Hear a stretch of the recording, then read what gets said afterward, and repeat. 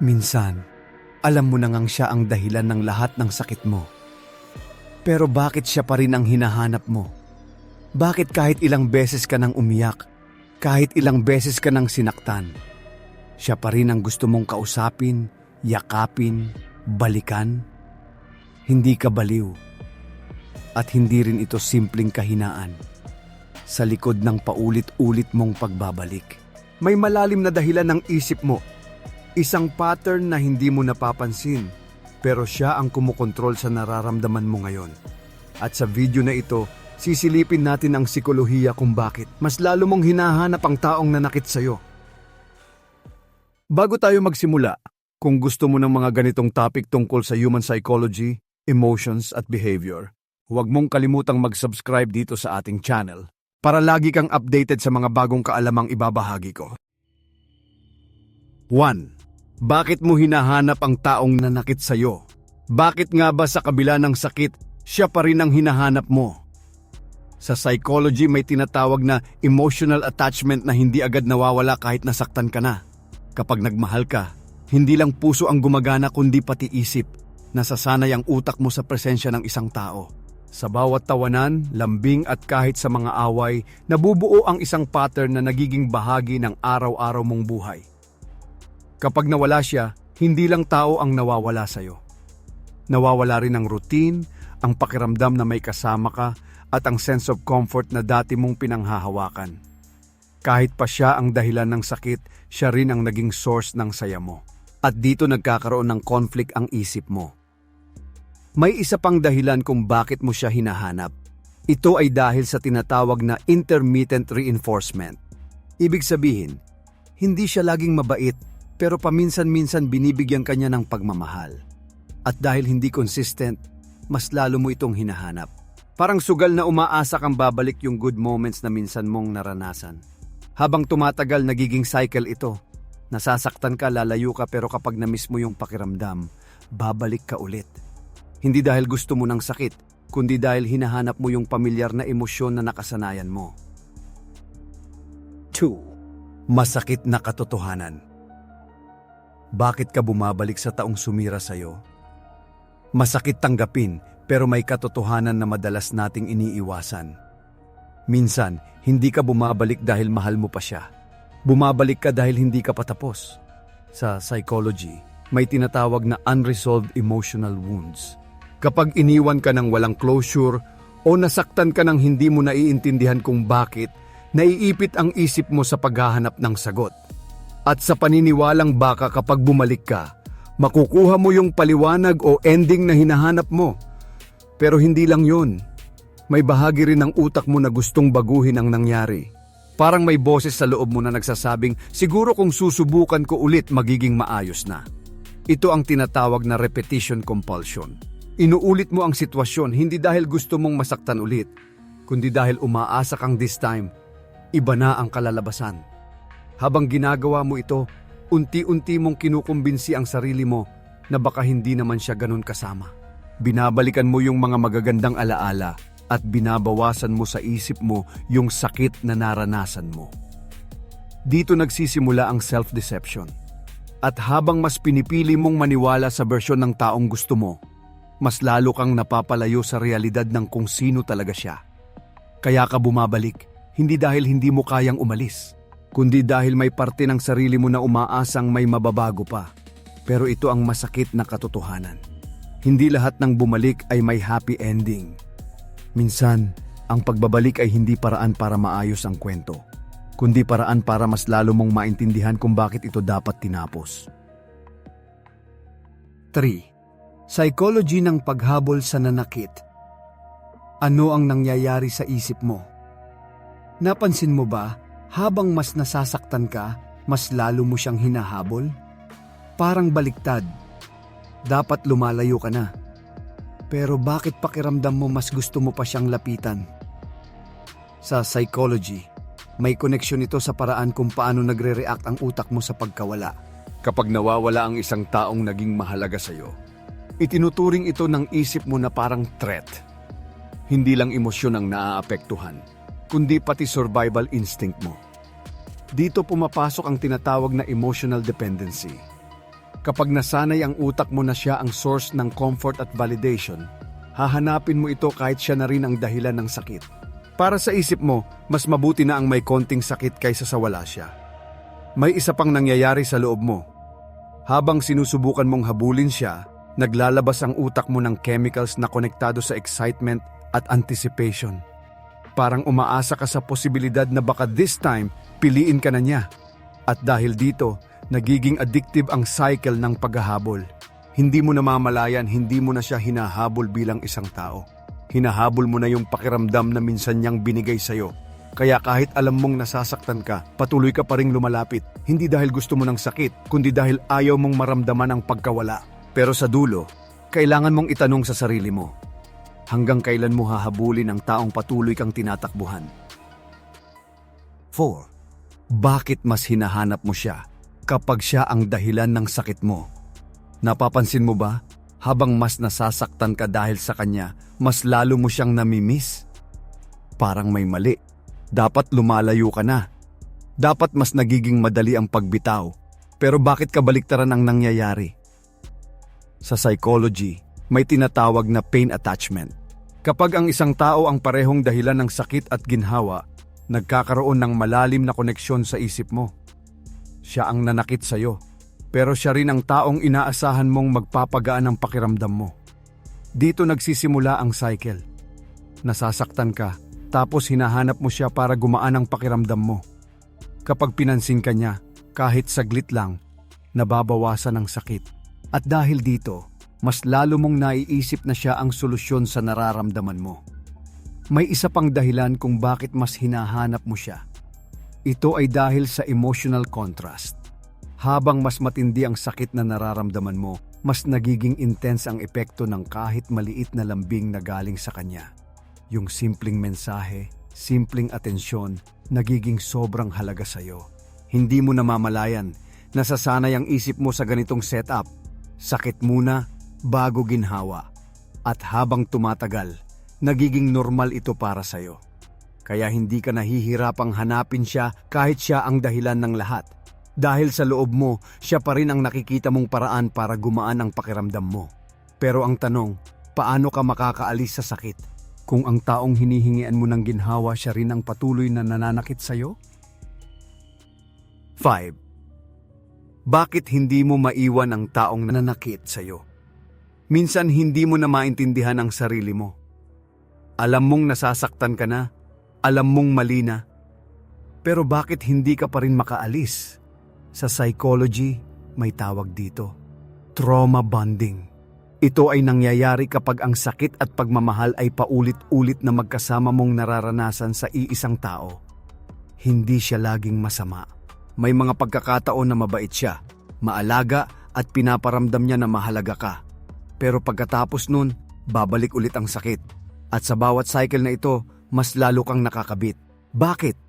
Dahil ang isip mo ay nagsisimulang iugnay ang pagmamahal sa hirap. Para bang kailangan mong pagdaanan ang sakit bago mo maramdaman ang lambing. At habang tumatagal, nagiging normal ito para sa'yo. May isa pang dahilan kung bakit mahirap itong putulin. Kapag dumating yung mga panahong mabait siya, pakiramdam mo nagbago na siya. Umaasa ka na baka ito na yung version niya na mananatili. Kaya pinipili mong manatili kahit paulit-ulit ka nang nasasaktan. Hindi mo namamalayan. Hindi ka na kumakapit sa kung sino siya ngayon. Kumakapit ka sa kung sino siya kapag mabait siya. At dito nagiging delikado ang lahat. Kasi habang hinihintay mo yung magagandang sandali, unti-unti mong tinatanggap ang sakit bilang kapalit nito. Kaya kung pakiramdam mo hindi mo siya maiwan, tandaan mo ito. Hindi lang ito tungkol sa pagmamahal. Ito ay koneksyon na nabuo sa sakit, sa pag-asa at sa paulit-ulit na cycle na mahirap takasan. 6. Ito ang dahilan kung bakit siya pa rin ang hinahanap mo. Akala mo ba may mali na sa'yo? Bakit kahit alam mong nasaktan ka na, siya pa rin ang hinahanap mo? Bakit kahit sinubukan mong kalimutan, bumabalik pa rin ang pangalan niya sa isip mo? Hindi ka baliw. Sa psychology, natural na reaksyon ito ng utak kapag nawawala ang isang taong naging mahalaga sa'yo. Kapag nasanay ang isip mo sa presensya niya, nagiging bahagi siya ng sistema mo. Parang rutina na hindi basta-basta napapalitan. Kapag bigla siyang nawala, nagkakaroon ng tinatawag na emotional withdrawal. Katulad ito ng pakiramdam ng pagkawala ng isang bagay na dati mong pinanggagalingan ng saya at comfort. Kaya kahit nasasaktan ka, hinahanap mo pa rin siya dahil siya ang nakasanayan mong takbuhan. May isa pang dahilan kung bakit paulit-ulit siyang bumabalik sa isip mo. Ito ay dahil sa memory attachment. Mas tumatatak sa utak ang mga emosyon na may halo ng saya at sakit. Kaya kahit pilitin mong kalimutan, kusang bumabalik ang mga alaala, lalo na yung mga sandaling naging masaya kayo. Hindi mo namamalayan, hindi mo lang siya hinahanap bilang tao. Hinahanap mo yung pakiramdam na naramdaman mo noong kasama mo siya. Kaya kung pakiramdam mo hindi ka makausad, tandaan mo ito. Hindi ito kabaliwan. Isa itong proseso ng isip na sinusubukang hawakan ang isang bagay na naging mahalaga sa'yo. Sa huli may isang bagay kang kailangang harapin. Hindi lahat ng hinahanap mo ay dapat mong balikan. 7. Addicted sa sakit? Psychology ng pagmamahal sa taong nanakit sa'yo. Napaisip ka na ba kung bakit parang hindi ka makawala sa sakit na siya rin ang nagbibigay? Parang alam mong nasasaktan ka na, pero may parte sa'yo na patuloy pa rin kumakapit. Parang kahit pagod ka na, hinahanap mo pa rin siya. Sa psychology may connection ito sa tinatawag na emotional addiction. Hindi ito literal na addiction, pero ganito ang epekto sa isip mo. Kapag paulit-ulit mong nararanasan ang cycle ng sakit at ginhawa, nasasanay ang utak mo sa ganitong pattern. Sa tuwing nasasaktan ka, bumababa ang pakiramdam mo. Pero kapag bigla siyang naging mabait o nagpakita ng konting atensyon, tumataas ulit ang emosyon mo. At dahil sa contrast na ito, mas nagiging intense ang impact ng bawat magandang moment. Dito nagsisimula ang cycle. Nasasaktan ka, tapos naghihintay ka ng konting ginhawa mula sa kanya. At kapag dumating yun, kahit maliit lang, pakiramdam mo sulit ang lahat ng sakit na pinagdaanan mo. Hindi mo namamalayan, hindi mo na hinahabol ang tao. Hinahabol mo na yung pakiramdam na bumabalik kapag pinapansin ka niya. Habang tumatagal, nagiging normal sa'yo ang ganitong sitwasyon. Sakit muna bago saya, hirap muna bago lambing. Kaya kahit alam mong hindi ka na masaya, nahihirapan ka pa ring umalis. Hindi dahil mahina ka, kundi dahil nasanay ang isip mo sa cycle na ito. Kung ang pagmamahal ay parang droga na unti-unting sumisira sa'yo, handa ka bang manatili o pipiliin mo nang kumawala? 8. Bakit mas mahirap kalimutan ang taong nanakit kaysa sa minahal ka?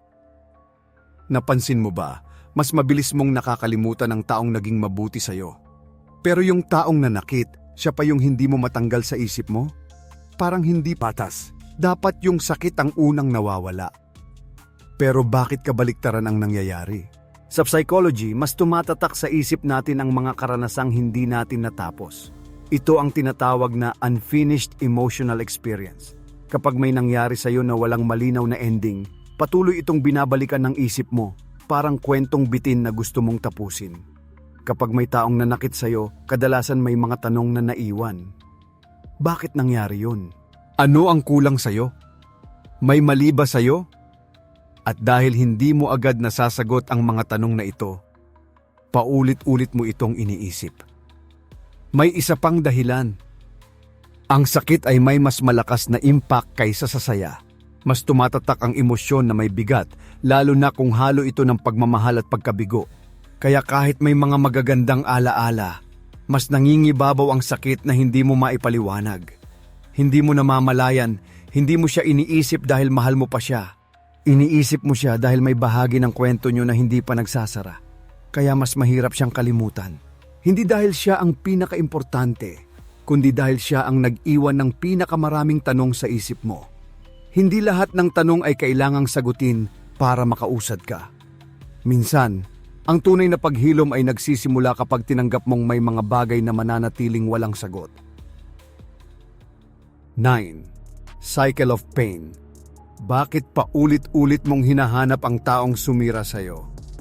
Napansin mo ba na kahit ilang beses ka nang nasaktan, bumabalik ka pa rin sa kanya? Parang alam mo na ang mangyayari. Masasaktan ka ulit. Pero sa kabila nito, hinahanap mo pa rin siya. Sa psychology may tinatawag na cycle of pain. Ito ang paulit-ulit na pattern kung saan nasasaktan ka, lalayo ka, pero sa huli, babalik ka rin. Bakit nangyayari ito? Dahil ang isip mo ay kumakapit sa pamilyar. Kahit masakit, kung yun ang nakasanayan mo, mas nagiging komportable ka dito kaysa sa isang bagay na hindi mo pa alam. Para sa utak mo, mas ligtas ang pamilyar na sakit kaysa sa hindi siguradong kapalit nito. May isa pang dahilan. Sa bawat paglayo mo, may parte sa'yo na umaasang baka nagbago na siya. Na baka this time, hindi na mauulit ang sakit. At dahil sa pag-asang ito, pinipili mong bumalik kahit walang kasiguraduhan. Habang inuulit mo ang cycle na ito, mas lalo kang nahihirapang kumawala. Hindi lang dahil sa nararamdaman mo, kundi dahil nasasanay na ang isip mo sa ganitong pattern. Hindi mo namamalayan, nagiging automatic na ang lahat. Masasaktan ka, lalayo ka, tapos hahanap ka ulit ng dahilan para bumalik. Kaya kahit pagod ka na, nandyan ka pa rin. Pero kailangan mong harapin ang isang katotohanan. Hindi nagbabago ang cycle kung hindi ka titigil dito. At kung gusto mong makawala, kailangan mong putulin ang paulit-ulit na pattern kahit mahirap.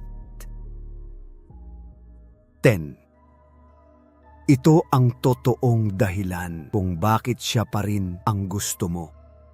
Kahit nasaktan ka na. Aminin mo, kahit nasaktan ka na, may parte sa'yo na siya pa rin ang gusto. Hindi mo man sabihin ng malakas, pero alam mo sa sarili mo na kapag bumalik siya, may posibilidad na tanggapin mo pa rin. Bakit ganito? Sa psychology, may tinatawag na idealized version. Hindi mo na siya minamahal kung sino siya ngayon, kundi kung sino siya sa isip mo. Yung version niya na mabait, maalaga, at yung taong pinaniwalaan mong kaya kang mahalin ng tama. Kahit paulit-ulit ka nang nasaktan, pinipili mong kumapit sa mga alaala kung saan naging masaya kayo. At dahil dito, unti-unti mong hinuhubog sa isip mo ang imahe niya na gusto mong paniwalaan. Hindi yung realidad na naranasan mo. May isa pang dahilan kung bakit siya pa rin ang gusto mo. Ito ay dahil sa emotional investment. Habang mas marami kang naibigay, mas nahihirapan kang bitawan. Parang iniisip mo na sayang ang lahat ng oras, effort at pagmamahal kung basta ka na lang aalis. Kaya kahit alam mong hindi na siya para sa'yo, may boses sa loob mo na nagsasabing baka pwede pa. Baka may chance pa na maging maayos ang lahat. Hindi mo namamalayan, hindi mo na siya pinipili dahil tama siya para sa'yo. Pinipili mo siya dahil ayaw mong tanggapin na mali ang pinaglaban mo. Pero ito ang totoong dahilan kung bakit siya pa rin ang gusto mo. Hindi dahil siya ang nararapat, kundi dahil mahirap tanggapin na ang taong minahal mo ay hindi pala yung taong akala mo. Sa dulo ng lahat ng ito, isang bagay ang malinaw. Hindi ka mahina dahil nasaktan ka. Hindi ka tanga dahil nagmahal ka. Ang totoo, tao ka lang. Na natutong kumapit kahit nasasaktan, na umasa kahit paulit-ulit na nabigo. Pero darating ang punto na kailangan mong pumili. Hindi kung mahal mo pa ba siya, kundi kung mahal mo pa ba ang sarili mo. Dahil minsan, ang tunay na pag-usad ay hindi tungkol sa paglimot sa isang tao, kundi sa pagpili na hindi na bumalik sa sakit na iniwan niya. Kung umabot ka sa puntong ito, ibig sabihin may parte sa'yo na handa nang makita ang katotohanan. At baka, handa ka na ring magbago. Kung gusto mo pang matutunan ang mga ganitong psychology insights tungkol sa human behavior at personal development, mag-subscribe ka na at i-turn on ang notification bell para lagi kang updated sa mga bagong episode dito sa ating channel.